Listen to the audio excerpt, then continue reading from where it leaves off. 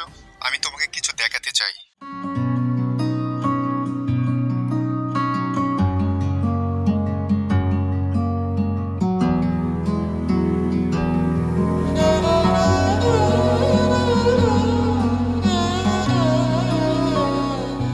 কি ভাবছিলা তুমি?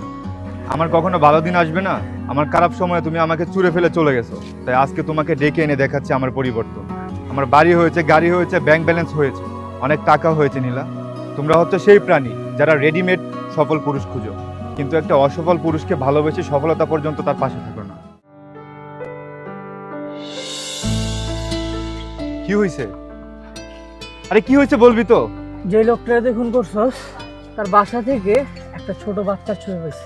সেই লোকটার আত্মীয়স্বজন বলছিল ওই বাচ্চাটাই নাকি তার ছেলে। ছোটবেলায় সে বাচ্চাটা হারিয়ে যায়, এরপর সারা জীবন সে বাচ্চাটাকে খোঁজে।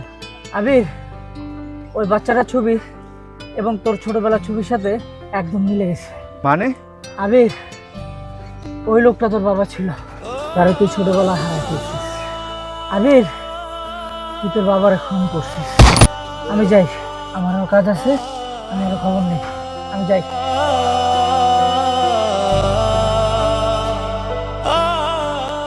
ভাবছিলাম তুমি ছোটখাটো মানুষদের টাকা নিয়ে তাদের টাকা ফেরত দাও না, অথবা বাটপারি করো, কিন্তু কখন যে তুমি মানুষ খুন করার পরে চলে গেছো সেটা কখনো ভাবতেও পারিনি।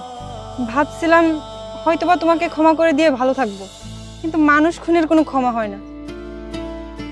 তুমি অমানুষ হয়ে গেছো।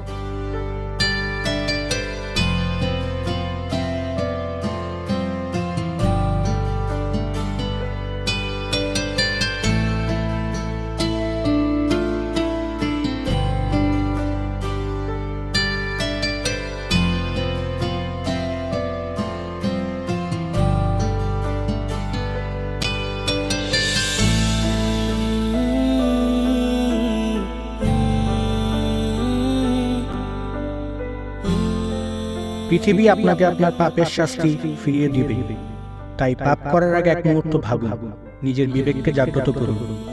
টাকাই সবকিছু নয়, সৎ পথে থেকে সাধারণ জীবনযাপন করার মাঝেও তৃপ্তি রয়েছে। পাপকে ঘৃণা করুন, পাপীকে নয়। আমাদের গল্পের আবিরের মতো হাজারো আবির রয়েছে আমাদের সমাজে। তাদের সঠিক পথে ফিরিয়ে আনার জন্য প্রয়োজন শুধু একটু ভালোবাসা এবং যত্ন। আসুন এই আবিরদের ভালো পথে ফিরিয়ে আনি এবং নতুন করে কোনো আবিরের যেন জন্ম না হয়, সেজন্য আমরা সবাই মিলে কাজ করি, সুন্দর এক বাংলাদেশ গড়ি।